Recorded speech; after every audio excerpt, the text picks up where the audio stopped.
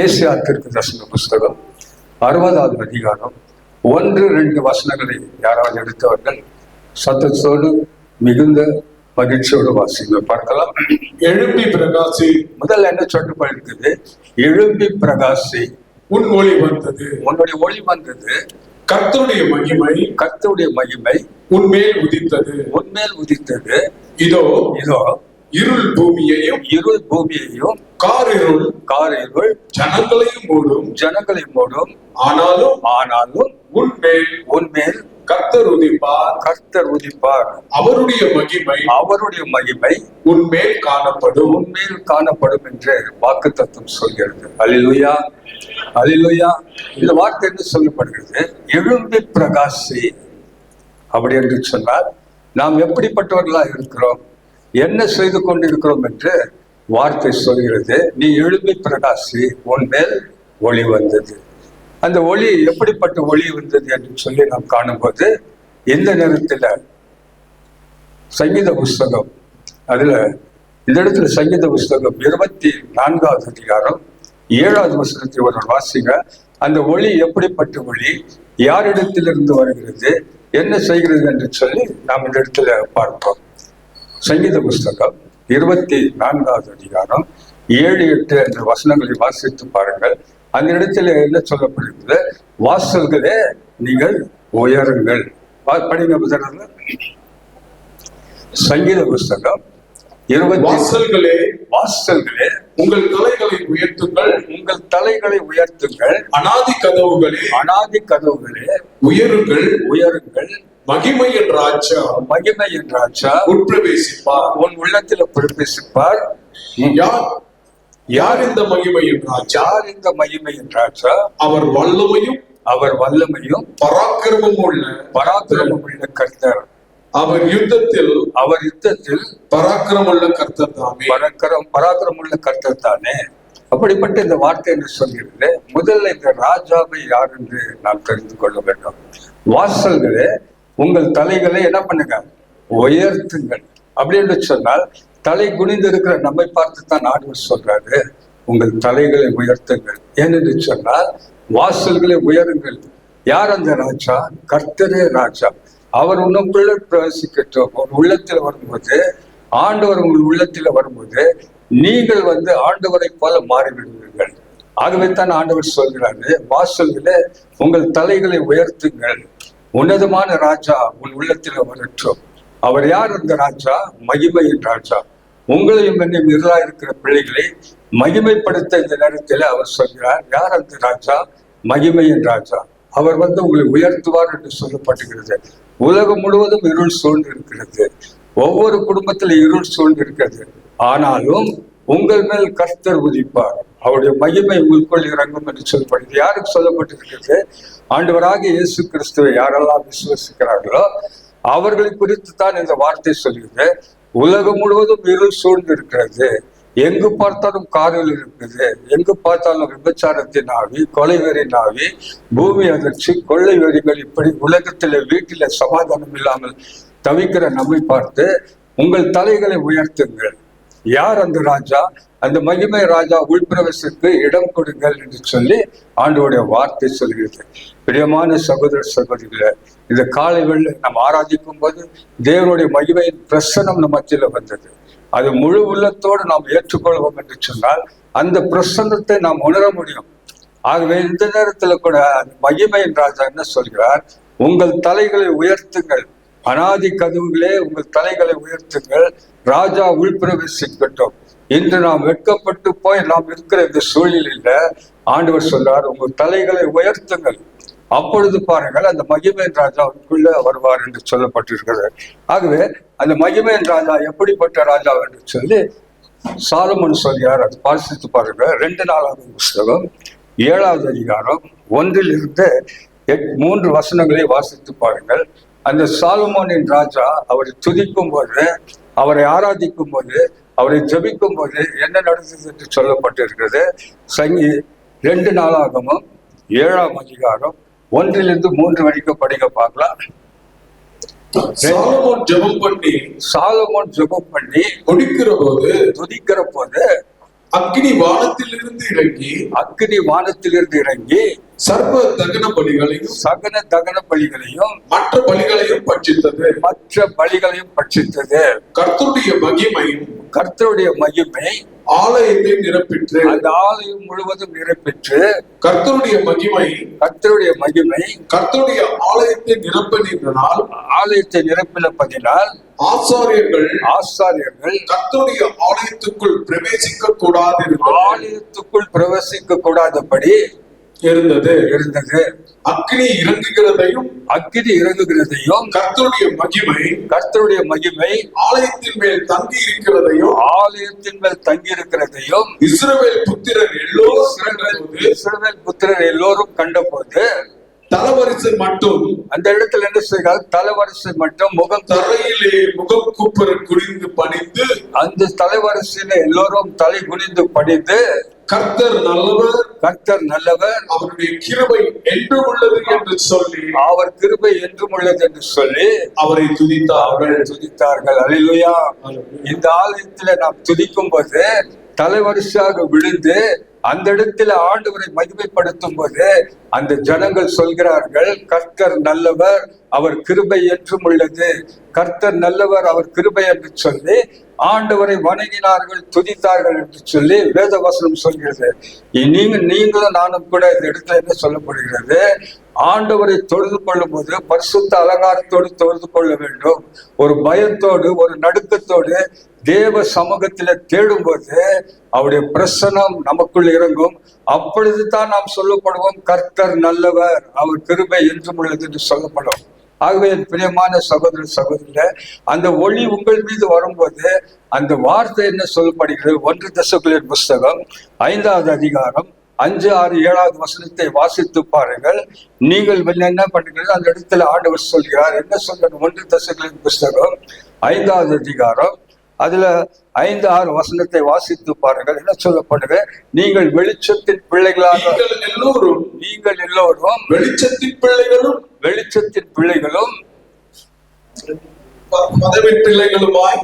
படிக்க சரியா பிள்ளைகளுமாய் இருக்கிறீர்கள். நீங்கள் வெளிச்சத்தின் பிள்ளையும் பகலின் பிள்ளைகளுமாய் இருக்கிறீர்கள். நாம் இருளுக்கும் இரவுக்கும் உள்ளானவர்கள் அல்லவே. பாருங்க, இந்த இடத்துல என்ன சொல்லப்படுகிறது?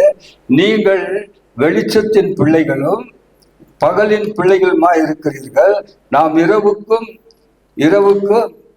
இருளுக்கும் நமக்கு சம்பந்தம் இல்லை என்று சொல்லப்படும். சரியா படிக்க பதில் அந்த வசனத்தை.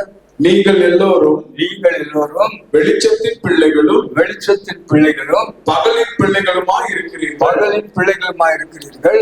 நாம் இரவுக்கும் இருளுக்கும் உள்ளானவர்கள் அல்லவே. ஆகையால் மற்றவர்கள் போல தூங்குகிறது போல நாம் தூங்காமல் விழித்துக்கொண்டு தெளிந்தவர்களாய் இருக்க கடவோம். நாம் என்ன பண்ணலாம்? இந்த ஒளி எப்பொழுது நம்மேல் இருந்திருந்தோ, நாம் இருளின் பிள்ளைகள் அல்லவே அல்ல, நாம் வெளிச்சத்தின் பிள்ளைகளாக மாறுகிறோம். தூங்குகிறவர்களை போல நாம தூங்கி விடாமல் ஆண்டவருடைய சித்தம் என்னதென்று சொல்லி அறிந்து கொள்கிற பிள்ளைகளாக மாறிவிடுகிறோம். ஆகவே தான் இந்த இடத்துல சொல்கிறது, ஆகையால் மற்றவர்களுக்கு போல நாம் தூங்குகிறவர்கள் இல்லாமல் விடுத்து கொண்டிருக்கிறவர்களாய் பார்க்க வேண்டும். எப்படி என்று சொன்னால், தூங்குகிறவர்கள் ஆண்டவருடைய வார்த்தை கேட்டு தூங்கி கொண்டிருக்கிறார்கள். ஆகவே தான் இந்த வசனம் சொல்கிறது, எழும்பி பிரகாசி, உன் ஒளி வந்தது. ஏனென்று சொன்னால், இந்த உலகம் முழுவதும் இருள் சூழ்ந்து இருக்கிறது, அந்தகார இருள் மூடிக்கொண்டிருக்கிறது. நீங்களோ வெளிச்சத்தின் பிள்ளைகளாக இருக்கிறீர்கள். வெளிச்சத்திற்கும் இருளுக்கும் சம்பந்தம் இல்லவே இல்லை. ஆகவே இங்கு வந்திருக்க நம் ஒரு ஜனக்கூட்டத்தை பார்த்து உங்களையும் என்னையும் தான் ஆண்டவர் சொல்கிறார், எழும்பி பிரகாசி, உன் ஒளி வந்து விட்டது, உன்மேல் தேவனுடைய மகிமை உதித்து கொண்டிருக்கிறது. நீ வெறுமையா இருக்கவே கூடாது. நீங்க வெளிச்சத்தின் பிள்ளைகளாக இருக்கிறபடினால இருளை விட்டு நீங்கி வெளிச்சத்திற்குள்ள நடுங்க. இதைத்தான் ஆண்டவர் நம்மிடத்தில் எதிர்பார்க்கிறார். நம்ம இங்க வந்து ஒரு வந்து எப்ப பார்த்தாலும் நம்ம தூங்கி வர்றதுக்கல்ல, ஆண்டோடைய வார்த்தை கேட்பதற்கு. ஒவ்வொரு நாளும் நம்ம ஆண்டோடைய வார்த்தை கேட்டு விடுதலை பெற வேண்டும், முன்னேறி செல்ல வேண்டும். ஆகவே தானே உன் ஒளி வந்து விட்டது, எழுப்பி பிரகாசி என்று சொல்லப்படுகிறது. அந்த இடத்துல என்ன சொல்கிறது பாருங்கள். இந்த இடத்துல ஆண்டவர் சொல்கிறார், எபேசியர் 5வது அதிகாரம் 14 படிக்க பார்க்கலாம். எபேசியர், எபிரேயர் அல்ல, எபேசியர் புஸ்தகத்துல 5வது அதிகாரத்துல படிக்க என்ன சொல்கிறார் என்ன வாசிக்கவங்க. ஆகையால் தூங்குகிற நீ விழித்து மரித்தோரை விட்டு எழுந்திரு, அப்பொழுது கிறிஸ்து உங்களை பிரகாசிக்க பண்ணுவார் என்று சொல்லி இருக்கிறார். ஆனபடினால நீங்க ஞானமற்றவர்களை போல நடவாமல் ஞானம் உள்ளவர்களை போல கவனமாய் நடந்து பார்த்து, நாட்கள் பொல்லாதவைகளா இருக்கிறபடினால காலத்தை பிரயோஜனப்படுத்திக் கொள்ளுங்கள். அல்லேலூயா. எல்லா கரங்களையும் தட்டி ஆண்டவர் நன்றி சொல்லுங்க. இந்த வார்த்தை என்ன சொல்கிறது? நீ தூங்குகிறவன் விழித்தெழுந்து, காலம் பொல்லாதவர்களா இருக்கிறபடினால காலத்தை என்ன பண்ணுமா? பிரயோஜனப்படுத்திக் கொள்ளுங்கள். இந்த நிமிடம் அடுத்த நிமிடம் நமக்கு அல்ல. இனி ஒவ்வொரு நிமிடமும் காலத்தின் பிரயோஜனமா இருக்க வேண்டும். அப்படி காலத்தை பிரயோஜனம் கொடுக்கிற பிள்ளைகள் என்ன செய்கிறார்கள் என்று சொன்னால், ஒவ்வொரு நாளும் எழும்பி பிரகாசிக்க வேண்டும். அந்த இடத்துல சாலமோன் ஜெபிக்கும் போது எப்படி அவன் தலைவரிசையாய் விழுந்த ஆண்டவரை துதித்தானோ, அப்பொழுது தேவ பிரசன்னம் அவர்கள் மத்தியில் இறங்கி இருந்தது. ஆகவே தான் ஆண்டவர் சொல்கிறார், நீ விழித்துக்கொள், மரித்தோரை விட்டு விழித்திருந்து தேவனை நோக்கிப்பார், கிறிஸ்துவை நோக்கிப்பார், அப்பொழுது உங்கள் முகங்கள் பிரகாசம் அடையும் என்று சொல்லப்பட்டிருக்கிறது. ஆகவே என் பிரியமான சகோதர சகோதரர், நாம் இருளுக்கு பிள்ளைகள் அல்ல, வெளிச்சத்தின் பிள்ளைகளா இருக்கிறோம். இந்த இடத்துல நாம் வந்திருக்கிற ஒவ்வொரு பிள்ளைகள் முகங்கள் பிரகாசமுள்ள பிள்ளைகளாக இருக்கிறது. ஆகவே தேவனுடைய மகிமை நம்மேல் உதிக்கிறது. ஆகவே தான் ஆண்டவர் சொன்னார். ஆண்டவர் என்ன சொல்கிறார்? 1 பேதுரு 5வது அதிகாரம் 8வது வசனம் சொல்கிறது, தெளிந்த புத்தி உள்ளவர்களா இருங்கள். எப்படி சொல்லப்படுகிறது? நீங்க தெளிந்த புத்தி உள்ளவர்களா இருங்க. நீங்க மட்டும் இந்த உலகத்தின்படி நடக்காமல் தெளிந்த புத்தி உள்ளவர்களா இருங்கள். வாசிங்க. தெளிந்த புத்தி உள்ளவர்களா இருங்கள், தெளிந்த புத்தி உள்ளவர்களா இருங்கள், விழித்திருங்கள். முதல்ல என்ன சொல்லப்படுது? தெளிந்த புத்தி வந்த உடனே உங்களுக்கு என்ன வரணுமா? விழிப்பு வரணும். வாசிங்க. ஏனெனில் உங்கள் எதிராளியான பிசாசானவன் கர்ஜிக்கிற சிங்கத்தை போல எவனை விழுங்கலாம் என்று அவர்கள் சுற்றித் திரிகிறான். படிங்க அடுத்த வசனம். விசுவாசத்தினால் உறுதியாக இருந்து என்ன பண்ணுமா? நீங்க விசுவாசத்தில நம்பிக்கையில உறுதியா இருக்கணுமா? என்னை அழைத்த கர்த்தர் உயிருள்ள கர்த்தர், அவர் கடைசி வரைக்கும் என்னை நடத்துவார் என்று சொல்லி அந்த விசுவாசத்தில உறுதியா இருக்கணுமா? மாத்திரமல்ல, ஆண்டவர் என்ன சொல்கிறார்? நீ ஜாக்கிரதையாயிரு, தெளிந்த புத்தி உள்ளவனாயிரு. ஏனென்று சொன்னால், பிசாசானவன், இந்த உலகத்துல வஞ்சிக்கிற பிசாசானவன் எப்படிப்பட்டவன் இருக்கிறான்? உங்களை வஞ்சிப்பதற்காக சுற்றி திரிகிறான். ஏதாவது பாவத்தில் விழுவீங்களா, பேச்சுல விழுவீங்களா, அல்லது நீங்க செயல்களை விழுவீங்களா சொல்லி அவர்கள் அத்தனை பேர் பிசாசாவன் வகை தேடி சுற்றி திரிகிறான். ஆகவே தெளிந்த புத்தி உள்ளவர்களா இருங்க. பிசாசுக்கு இடம் கொடாதீங்க. ஏனென்று சொன்னால், பிசாசுக்கு இடம் கொடுத்தால் உன் விசுவாசம் விழுந்து போகும். பிசாசுக்கு இடம் கொடுத்தினாக்கா நீங்க விசுவாசத்துல வழுவி போய் விடுவீர்கள். ஆகவே தானே ஆண்டவர் சொல்றாரு, நீங்க விசுவாசம் உள்ளவர்களா இருங்க, தெளிந்த புத்தி உள்ளவர்களா இருங்க. ஏனென்று சொன்னால், கடந்த காலங்களில் நாம தெளிவில்லாமல் நடந்த வாழ்க்கை போதும். இப்பொழுது ஆண்டவர் சொல்றாரு, நீங்க வெளிச்சத்தின் பிள்ளைகளாக மாறி இருக்கிறபடினால தெளிந்த புத்தி உள்ளவர்களா இருங்க. வசனத்தின் மேல் கவனம் வைங்க. ஆண்டவர் நமக்கு சொல்ற வசனத்தின் மேல் உறுதியாய் பற்றி கொண்டு இருங்கள் என்று ஆண்டவருடைய வார்த்தை சொல்கிறது. ஆகவே பிரியமான சகோதர சகோதரர்களே, இந்த நாள்ல உன்னுடைய ஒளி வந்து விட்டது. நீ எழும்பி பிரகாசி. இருள் பூமியை சூழ்ந்து கொள்ளும், காரில் இந்த உலகத்தை மூடிக்கொள்ளும். ஆனாலும் நீ உலகத்திற்கு ஒளியா இருக்கிறார். ஆகவே தான் ஆண்டவர் என்ன சொல்கிறார்? யோவான் 8வது அதிகாரம் 12வது வசனத்தை வாசித்து பாருங்கள். என்ன சொல்கிறார் ஆண்டவர்? சுற்றி பார்த்து ஆண்டவர் சொல்றாரு, நான் உலகத்திற்கு ஒளியா இருக்கிறேன். என்னை பின்பற்றுகிறவன் என்ன பண்ண மாட்டானா? இருளில நடக்கவே மாட்டான். அப்படி என்று சொன்னால் உங்களுக்கும் எங்களுக்கும் ஒரு ஜாக்கிரதையான வார்த்தை சொல்கிறது. ஆண்டவர் மீது யாரெல்லாம் விசுவாசம் வைத்து அவரை பின்பற்றுகிறார்களோ அவர்கள் என்ன பண்ண மாட்டார்களா, இருளில நடக்க மாட்டாங்க. படிக்க மறுபடியும் இயேசு ஜனங்களை நோக்கி, அந்த இடத்துல என்ன பண்றாரு, இயேசு அவரை சுற்றி இருக்கிற ஜனங்களை பார்த்து சொல்றாரு, ஜனங்களை பார்த்து நான் உலகத்திற்கு ஒளியாய் பாருங்க, அவரை குறித்து ஒரு சாட்சி சொல்கிறார். நான் உலகத்திற்கு வெளிச்சமா இருக்கிறேன், ஒளியா இருக்கிறேன்.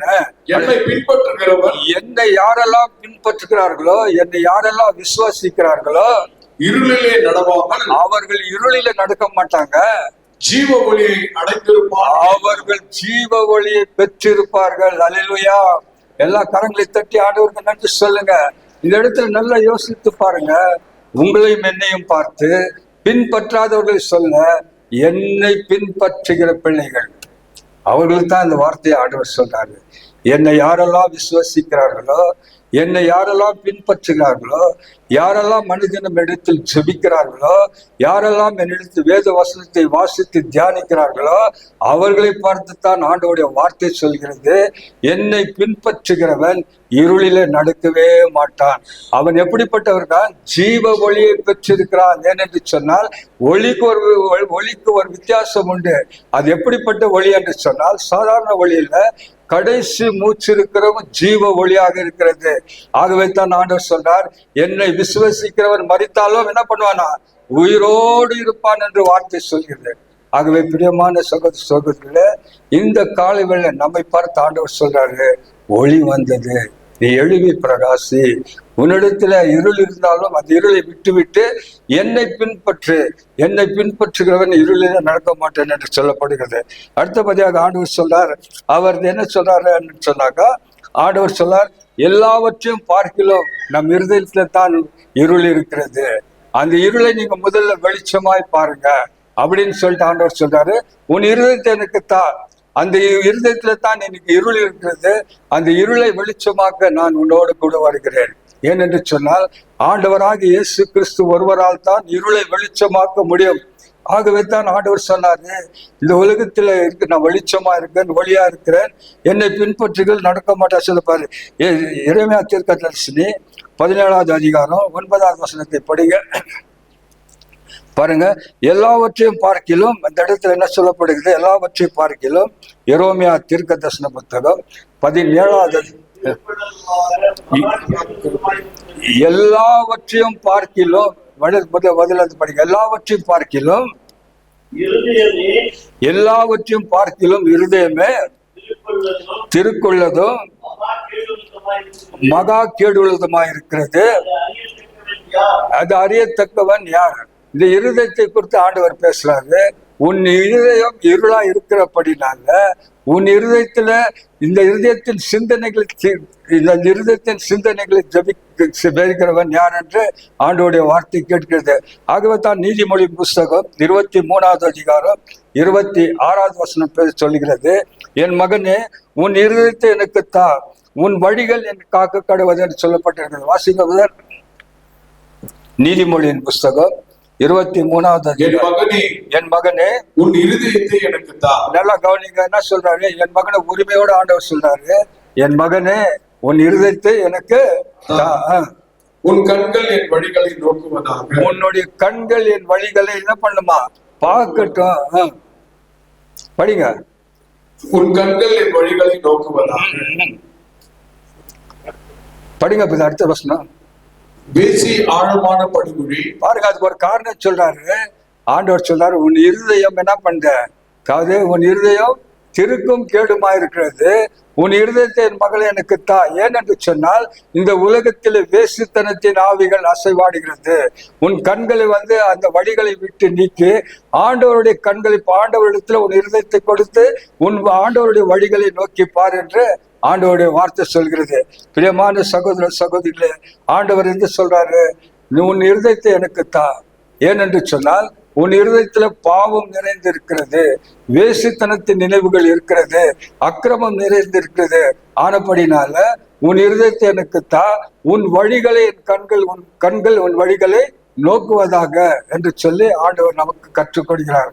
ஆகவே இந்த காலை வேளை உன்னையும் என்னை படைத்த ஆண்டவர் என்ன சொல்கிறார் என்று சொன்னால், ஆண்டவரை நோக்கி பார்க்கணுமா, ஆண்டவரை நோக்கி பார்த்த முகங்கள் எப்படி இருக்குமா, பிரகாசமா இருக்கும்னு சொல்லிட்டு ஆண்டவர் சொல்கிறார். இந்த காலை வேளை நான் ஆண்டவரத்துல என்ன சொல்றேன்டா, ஆண்டவர் நம்மை பார்த்து கேட்கிறார், என் மகனே என் மகளே என்று அன்போடு கூட அழைத்து உன் இருதயத்தை எனக்கு தா என்று சொல்லி ஆண்டவர் சொல்கிறார். ஆகவே பிரியமான சகோதர சகோதரிகளே, தேவன் நம்மை அழைக்கிறார். ஏனென்று சொன்னால் அந்த மகிமையான பிரசன்னத்திற்குள்ள நம்மை அழைக்கிறார். இந்த உலகம் முழுவதும் இருள் சூழ்ந்து இருக்கிறது, எங்க குடும்பத்துல இருள் இருக்கிறது. அந்த இருளை வெளிச்சமாக மாற்ற வேண்டும் என்று சொன்னால் தேவனுடைய பிரசன்னம் வேண்டும். தேவன் நம்மோடு கூட இருக்கணும். அவர் நமக்கு வழிகாட்ட வேண்டும். அப்படி நமக்கு வழிகாட்டுவார் என்று சொன்னால் நம்ம குடும்பத்துல தேவ பிரசன்னம் இறங்கி வரும். ஆகவே தான் ஆண்டவர் சொல்றார், என் மகனே என் மகளே உன் இருதயத்தை எனக்கு தா, உன் கண்கள் என்ன பண்ணுமா, உன் வழியை நோக்குவதாக என்று சொல்லி சொல்லப்பட்டு இருக்கிறது. ஆகவே என் பிரியமான சகோதரர்களே, எபேசியர் புஸ்தகம், எசேக்கியேல் புஸ்தகம் அந்த இடத்துல 36வது அதிகாரம் 25 படிக்கும்போது, எசேக்கியேல் புத்தகம் அந்த இடத்துல எசேக்கியேல் புஸ்தகம் 36வது அதிகாரம் 25வது வசனத்தை எடுத்து படிக்கிறதுல,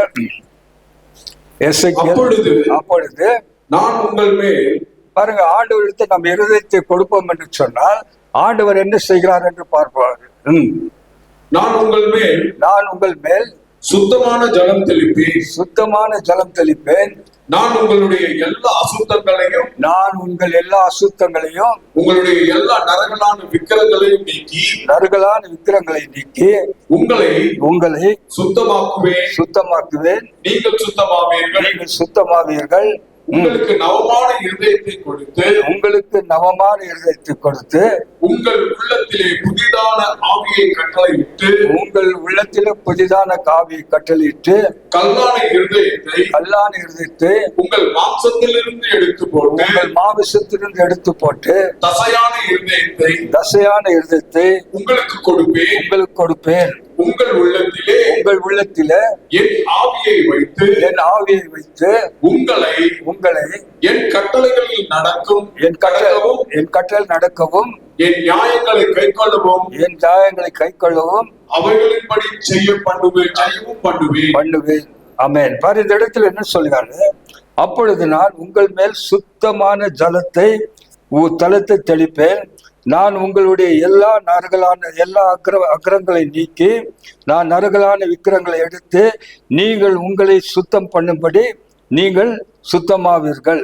உங்களுள்ள நவமான இருதயத்தை கொடுத்து உங்கள் உள்ளத்தில புதிதான ஆவியை கட்டளையிட்டு கல்லான இருதயத்தை உங்கள் மாமிசத்திலிருந்து எடுத்து போட்டு தசையான இருதயத்தை கொடுப்பேன். பாருங்க, இந்த இடத்துல ஆண்டவர் சொல்றாரு, ஆண்டவரிடத்துல நம் இருதயத்தை கொடுக்கும் போது கல்லான இருதயத்தை எடுத்து போட்டு தசை உள்ள இருதயத்தை தருவார். மாத்திரமல்ல, உங்களை சுத்தப்படுத்துவதற்காக சுத்தமான ஜலத்தை அவர்கள் மேல் ஊற்றி நான் சுத்தப்படுத்துவேன். அப்பொழுது என் வார்த்தைகளை உங்கள் இருதயத்தில் வைத்து அந்த வார்த்தைகளை கடைபிடிக்கும்படி நான் செய்வேன் என்று சொல்கிறார். ஆண்டவரிடத்தில் நாம் இருதயத்தை கொடுக்கும்போது சுத்த இருதயத்தை மாற்றுவார். நமக்குள் இருக்கிற கல்லான இருதயத்தை எடுத்து போட்டு தசை உள்ள இருதயமாக நம்மை மாற்றுவார்.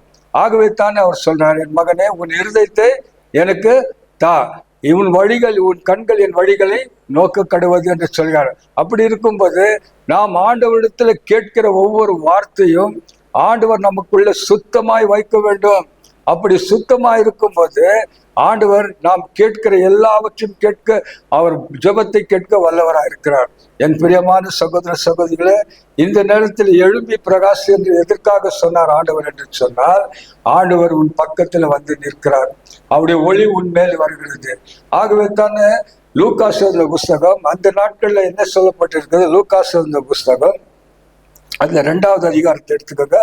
2வது அதிகாரத்தை எடுத்துக்கொள்ளும் போது 8, 9, 10 படிங்க. அந்த நாட்கள்ல என்ன செய்யப்படுகிறது, அந்த ஒளி எப்படிப்பட்ட ஒளி வந்து உதித்தது என்று இந்த வசனம் சொல்கிறது. வாசிங்க, லூக்காஸ் 2வது அதிகாரம் 8, 9 வசனத்தை பார்த்தீங்க.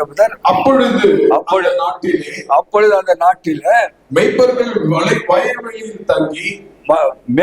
வயல்வெளியில் தங்கி ராத்திரியில தங்கள் மந்தையை காத்து கொண்டிருந்தார்கள். அவ்வேளையில் கர்த்தருடைய தூதன் அவர்களிடத்திலே வந்து நின்றான். அவர்கள் மேல் வந்து நின்றான். கர்த்தருடைய மகிமை அவர்களை சுற்றிலும் பிரகாசித்தது. அவர்கள் மிகவும் பயந்தார்கள். பாருங்க, படிங்க. தேவதூதன் அவர்களை நோக்கி பயப்படாதிருங்கள். இதோ எல்லா ஜனத்திற்கும் மிகுந்த சந்தோஷத்தை உண்டாக்கும் நற்செய்தியை உங்களுக்கு அறிவிக்கிறேன் என்று கர்த்தராகிய கிறிஸ்து என்னும் ரட்சகர் உங்களுக்கு தாவீதின் ஊரிலே பிறந்திருக்கிறார். அன்பார்ந்தவர்களே, ரட்சகர் தான் நம்முடைய இருளை வெளிச்சமாக மாற்ற முடியும். ஆகவே தானே பயந்து போயிருக்கிற சூழ்நிலையில ராத்திரி வேளையில இடையர்கள் மத்தியில தேவதூதன் இறங்கி அந்த இடத்துல ஒரு வாக்குத்தத்தம் சொல்கிறார், நீங்க பயப்படாதிருங்க. ஏனென்று சொன்னால் இந்த இடத்துல தேவனுடைய மகிமை ஒளி வந்தது. அந்த ஒளி தான் இந்த உலகத்திற்கு ஒளியா இருக்கிறது. இயேசுவை பின்பற்றுங்கள், உங்களுக்கு முன்னால பிறந்து இருக்கிறார். அவர்களை பின்பற்றுகிற பிள்ளைகளுக்கு ஆண்டவர் ஆசீர்வாதத்தை கொடுப்பார் என்று சொல்லப்படுகிறது. இந்த இடத்துல அந்த மகிமையின் ராஜாவை குறித்து நன்றாக அறிந்திருந்த ஏசியா தீர்க்கதரிசன புஸ்தகத்துல ஒரு அருமையான செய்தியை கொடுக்கிறார். என்னவென்ற ஏசியா தீர்க்கதரிசன புஸ்தகம், அதுல என்ன பண்ணுங்க, 6வது அதிகாரம் 1-7 வரைக்கும் படிங்க. அந்த மகிமையின் ராஜா எப்படி பார்க்கிறார் அவர் என்று சொல்லி இந்த இடத்துல இந்த வசனம் சொல்லப்படுகிறது. படிங்க. ஊசியா புத்தகத்துல 6வது அதிகாரம். ஊசியா ராஜா மரணமடைந்த வருஷத்தில் ஆண்டவர் உயரமும் உன்னதமுமான சிங்காசனத்தின் மேல் வீற்றிருக்க கண்டேன். அவருடைய வஸ்திர தொங்கலால் தேவாலயம் நிறைந்திருந்தது. கேராபீன்கள் அவருக்கு மேலாக நின்றார்கள். அவர்களில் ஒவ்வொருவனுக்கும் அவ்வாறு செட்டைகள் இருந்தன. அவன் 2 செட்டைகளால் தன் முகத்தை மூடி, 2 செட்டைகளால் தன் கால்களை மூடி, தன் கால்களை மூடி, 2 செட்டைகளால் பறந்து ஒருவரை ஒருவர் நோக்கி, சேனைகளின் கர்த்தர் பரிசுத்தர் பரிசுத்தர் பரிசுத்தர், பூமி அனைத்தும் அவருடைய மகிமையினால் நிறைந்திருக்கிறது என்று கூப்பிட்டு சொன்னார்கள். கூப்பிடுபவர்களின் சத்தத்தால் வாசல்களின் நிலைகள் அசைந்து ஆலய புகையினால் நிறைந்தது. அப்பொழுது நான் ஐயோ அதமானேன், நான் அசுத்த உதடுகளான மனுஷன், அசுத்த உதடுகளுள்ள ஜனங்களின் நடுவில் வாசமாய் இருக்கிறவன், சேனைகளில் கர்த்தராகிய ராஜாவை என் கண்கள் கண்டதே என்று. அப்பொழுது சேராபீன்களில் ஒருவன் பலிபீடத்தில் இருந்து தன் கையில் இருந்து பிடித்த குரட்டால் ஒரு நெருப்பு தழலை எடுத்து என்னிடத்துல பறந்து வந்து அதனால் என் வாயை தொட்டு, இதோ இது உன் உதடுகளை தொட்டதினால் உன் அக்கிரமம் நீங்கி உன் பாவம் நிவர்த்தியானது என்றார். ஆமென். அல்லேலூயா. இந்த செய்தியை படிக்கும் போது நீங்க நல்லா கவனிச்சு பாருங்க. கேருபீன்கள் மத்தியில வாசமா இருக்கிற தேவனுடைய பிரசன்னம், அவருடைய பிரசன்னம் எப்படிப்பட்ட பிரசன்னம் என்று சொன்னால், மனுஷனை பாவத்திலிருந்து நீக்குகிற பிரசன்னம். அந்த பிரசன்னத்தினால இந்த ராஜா என்ன செஞ்சார், ஊசியா ராஜா மரணம் அடைந்த பிறகு ஏசியா தீர்க்கதரிசிக்கு ஒரு தரிசனத்தை கொடுக்கிறார்.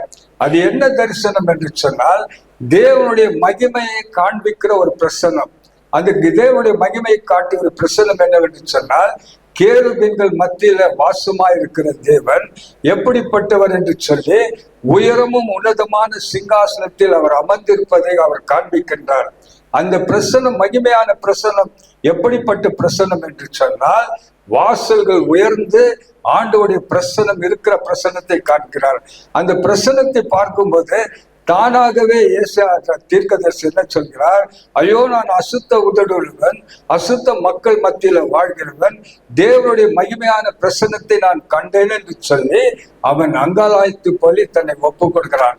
அப்படி என்று சொன்னால் தேவனுடைய மகிமை அவர்கள் மேல் உதிக்கும் போது அந்த இருளாயிருக்கிற அசுத்தமான உதடுள்ள ஒரு மனுஷனுக்கு என்ன செய்ய முடியும், இதோ ஆண்டவரே நான் இருக்கிறேன், உம்முடைய ஊழியத்திற்கு என்னை அனுப்பும், நான் பரிசுத்தமாய் வாழ்வேன் என்று சொல்லி அந்த காரியத்தை அந்த உணர்த்துகிறது. இந்த இடத்துல பாருங்க என்ன சொல்லப்படுது, கேருபீன்கள் மத்தியில வாசம் செய்கிற தேவனுடைய பிரசன்னத்தை அந்த உசியா ராஜாக்கு மரித்த பிறகு ஏசியா தீர்க்கதரிசிக்கு அந்த ஒரு தரிசனத்தை காண்பிக்கிறார்.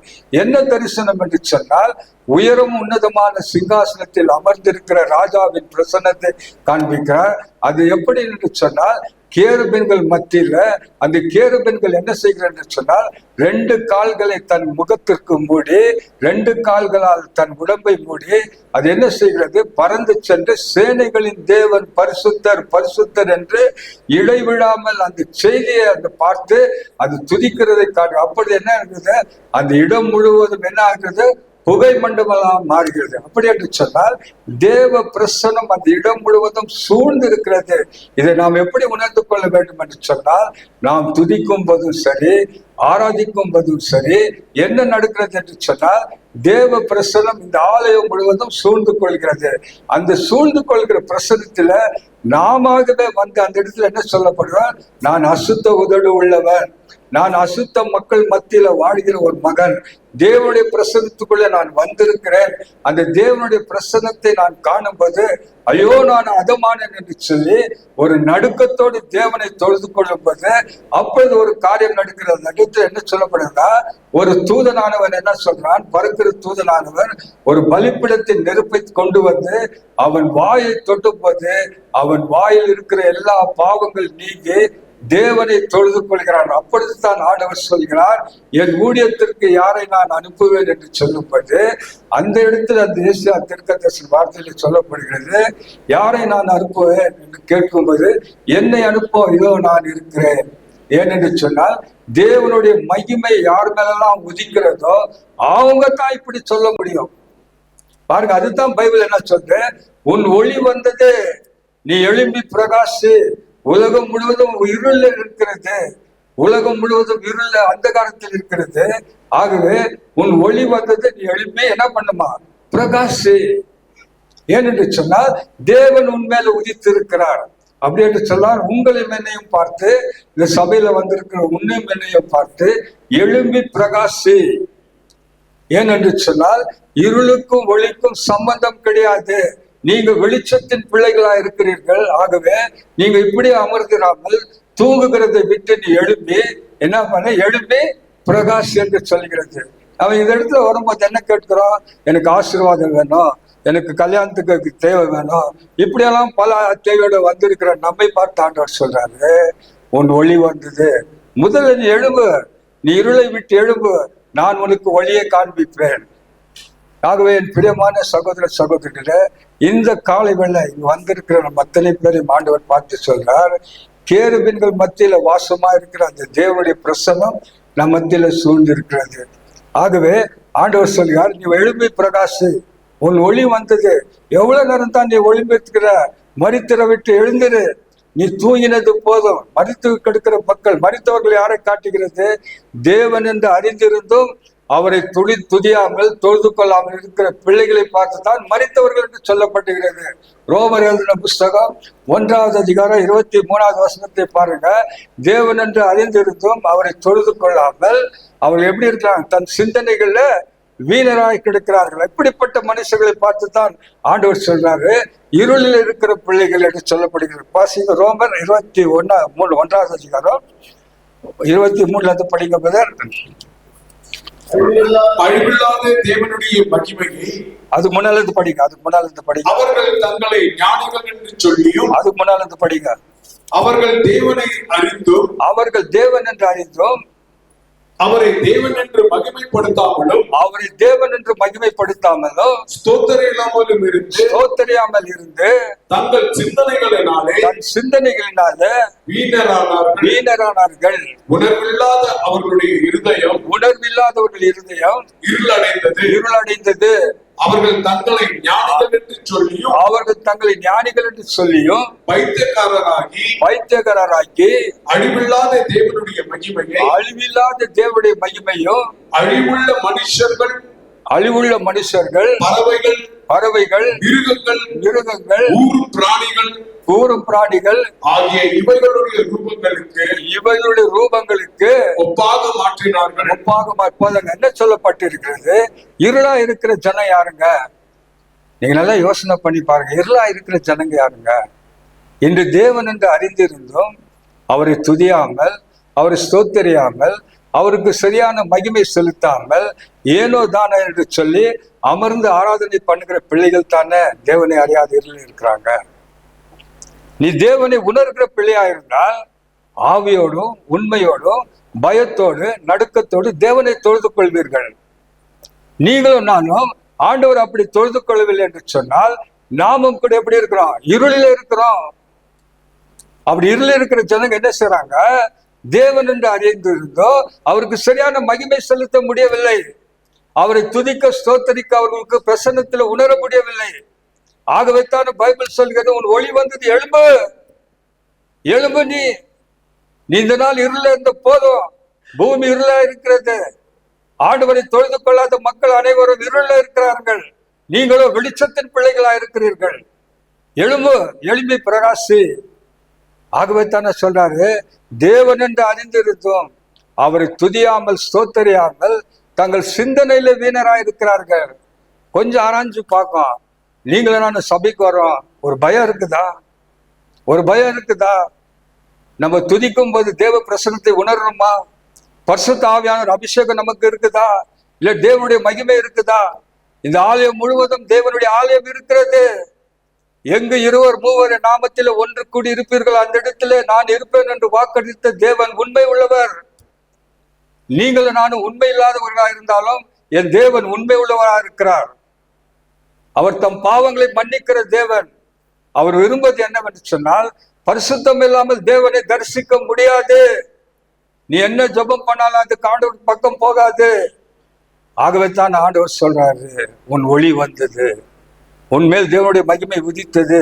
எழும்பு, ஏந்திரி, முதல்ல தேவனுடைய ராஜ்யத்தை தேடு, முதல்ல தேவனுக்கு கீழ்ப்படிந்து நடு, மற்றவை எல்லாமே கூட கொடுக்கப்படும் என்று சொல்லப்பட்டிருக்கிறது.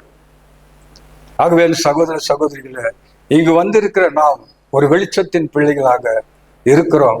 அதைத்தான் பைபிள் சொல்கிறது, நீங்கள் வெளிச்சத்தின் பிள்ளைகளா இருக்க. யார் ரோட்ல போறவங்களை பார்த்தா சொல்லுது, நீங்க ஆண்டவரை ஆராதித்தோமே, அவரை துதித்தோமே, அவர் வேத வசனத்தை வாசித்தோமே, அவர் வார்த்தையை கேட்டுமே, அவங்கள பார்த்தா ஆண்டவர் சொல்றாரு, நீங்க வெளிச்சத்தின் பிள்ளைகளா இருக்கிறீங்க.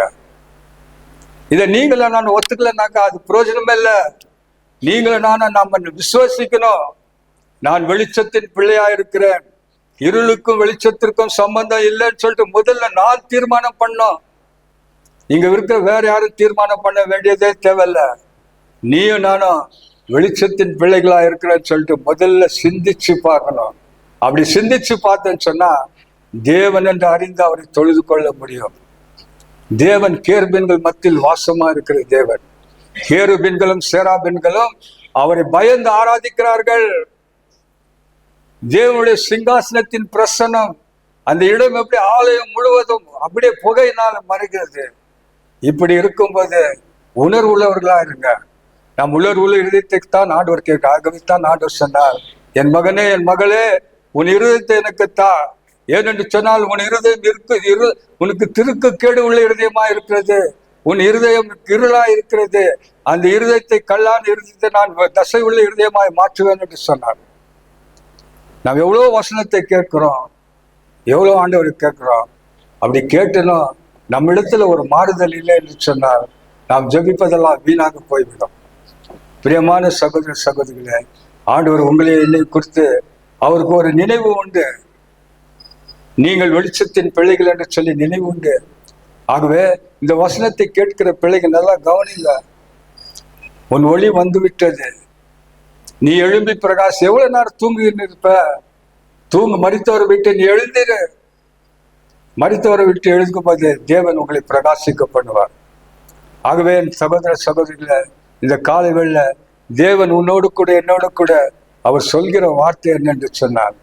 ஆண்டவருடைய வசனம் சொல்கிறது, நீ என்னோடு கூட இருந்தால் நான் உன்னோடு கூட இருக்குவேன். என்ன பதில் சொல்றது? நீங்கள் என்னிலும் என் வார்த்தை உங்களிலும் நிலைத்திருந்தால் நீங்கள் கேட்டுக்கொள்வது எதுவோ அது உங்களுக்கு செய்யப்படும் என்று சொல்லப்பட்டிருக்கிறது. அப்படி என்று சொன்னால் நீங்களும் நான் நம்ம இருதயத்தை ஆராய்ந்து பார்ப்போம். தேவனே, என் இருதயத்துல அக்கிரம சிந்தை கொண்டிருந்தனால் என் ஜெபத்தை நீங்க கேட்க மாட்டீங்க. தேவனே, சுத்த இருதயத்தை நிலை சிருஷ்டியும், நிலைவரமான ஆவியின் உள்ளத்தில புதுப்பியும், உம்முடைய சமூகத்தை விட்டு என்னை தள்ளாமலும் உம்முடைய பரிசுத்த ஆவியை எனக்கு கொடுங்க. அந்த பரிசுத்த பிரசன்னத்தை எனக்கு கொடுங்க. அந்த மகிமையான பிரசன்னம் என் மேல் உதிக்கட்டும் ஆண்டவரே. அப்படி உதிக்கும் போது ஆண்டவரே, நான் சர்வ வல்லவராகிய உம்மை நான் ஆராதிப்பேன், உம்மை தொழுது கொள்வேன். மாத்திரமல்ல, ஆண்டவர் சொல்றாரு, சொல்றாரு, நான் கர்த்தரை தேடினேன். தாவீது சொல்றாரு, நான் கர்த்தரை தேடினேன், அவர் எனக்கு செவி கொடுத்தார். எப்பொழுது செவி கொடுக்க முடியும்? தேவனை முழு இதயத்தோடு முழு உள்ளத்தோடு அவரிடத்துல நம்மை நாம ஒப்பு கொடுக்கும் போது தான் ஆண்டவர் சொல்றாரு, நான் கர்த்தரை தேடினேன், அவர் என்ன பண்ணாரா? செவி கொடுத்தார். என் எல்லா பயத்திற்கும் என்ன பண்றாரு? அவரு நீங்களாக்கி என்னை மீட்டு கொண்டார். இந்த உலகத்துல ஒரு பயம் இருக்கும் என்று சொன்னார். தேவன் சொல்றாரு, பயப்படாதே, நான் உனக்கு செவி கொடுப்பேன் என்று ஆண்டவர் சொல்கிறார். என் பிரியமான சகோதர சகோதரிகளே, இந்த காலை வேளையில உங்களையும் என்னையும் பார்த்து சொல்றார், நீங்களும் நானும் வெளிச்சத்தின் பிள்ளைகள் என்று சொல்றார். இது உணர்வடைந்து நாம் கேட்போம், ஆண்டவரே, நான் இது மேல இருள நடந்து கொண்டு இருப்பேன் என்று சொன்னார். அந்த இருளை என்ன பண்ணுங்க? நீங்க வெளிச்சமா மாற்றுங்க. என் பேச்சுல, என் வார்த்தையில, என் நினைவுல ஆண்டவரே ஏதாவது பாவம் செய்திருப்போம் என்று சொன்னார். ஆண்டவரை நீங்கள் என்னை பரிசுத்தப்படுத்துங்க என்று சொல்லி ஆண்டவரிடத்தில் கேட்கும்போது ஆண்டவர் நம்மை விடுதலை செய்ய வல்லவராக இருக்கிறார்.